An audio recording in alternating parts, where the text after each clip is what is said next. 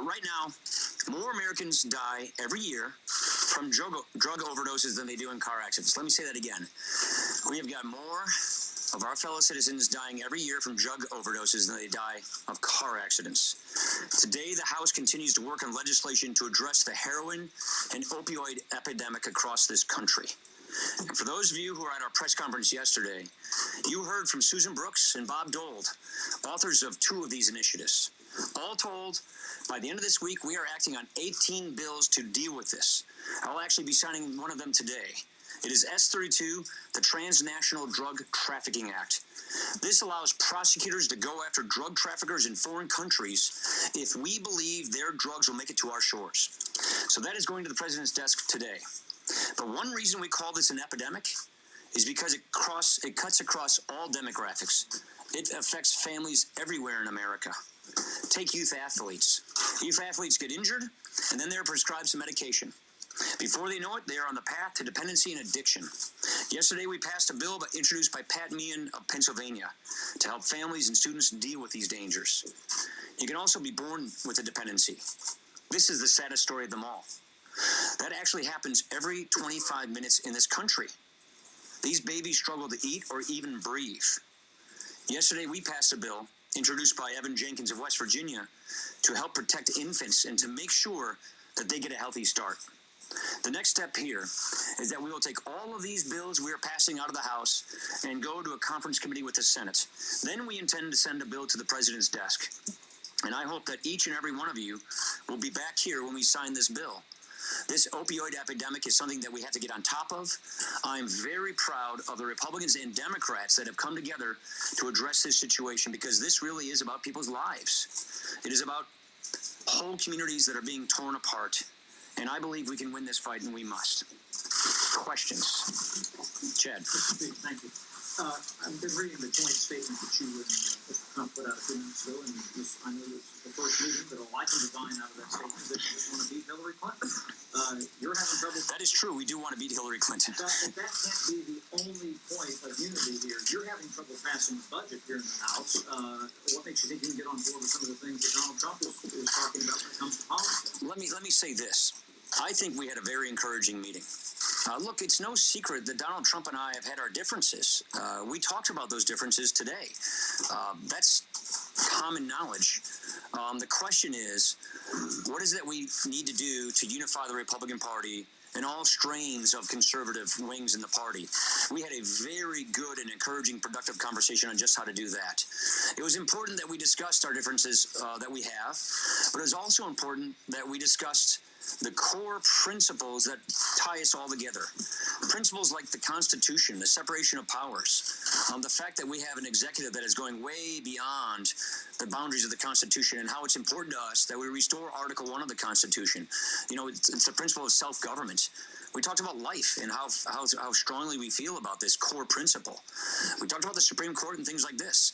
I was very encouraged with what I heard from Donald Trump today.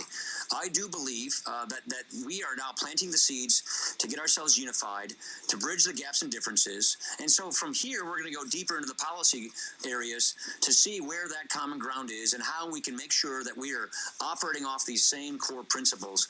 And so, yes, this is our first meeting. I was very encouraged with this meeting, but this is a process. It takes a little time.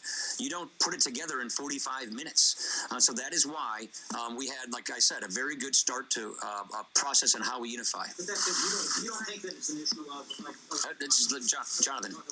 So, Mr. Speaker, I read that statement as well, and I'm still a little confused. Are you endorsing Donald Trump? Look, if you're not, what is holding you back? And do you really have a choice? I mean, you're not voting for Hillary Clinton. The process of unifying the Republican Party, which just finished a primary about a week ago, perhaps one of the most divisive primaries in memory, takes some time. Look, there are people who are for Donald Trump, who are for Ted Cruz, or for John Kasich, who are for Marco Rubio and everybody else. And it's very important that we don't fake unifying, we don't pretend unification, that we truly and actually unify so that we are full strength in the fall. I don't want us to have a fake unification process here. I want to make sure that we really truly understand each other and that we are committed to the conservative principles that make the Republican Party, that built this country. And again, I'm very encouraged. I heard a lot of good things from our presumptive nominee, and we exchanged differences of opinion on a number of things that, everybody knows we have. There are policy disputes that we will have. There's no two ways about it. Plenty of Republicans disagree with one another on policy disputes, but on core principles. Those are the kinds of things that we discuss. And again, I'm encouraged. Craig. Yeah, I think this is going in a positive direction, and I think this is a first very encouraging meeting. But again, in 45 minutes, you don't litigate all of the processes and all the issues and the principles that we are talking about. I didn't catch that. Yeah, can you offer any assurances that he would change or moderate? Look, I think it's important that the kind of conversation we had is between the two of us, and no offense, but I don't want to litigate our conversation through the media, because I think when you're beginning to get to know someone, you have a good conversation of trust between each other. So I want to keep the things we discussed between the two of us, because they are very important and they're personal in some senses. And that means we talked about what it takes to unify, where our differences were, and how we can bridge these gaps going forward so that we're strong as a party going into the fall.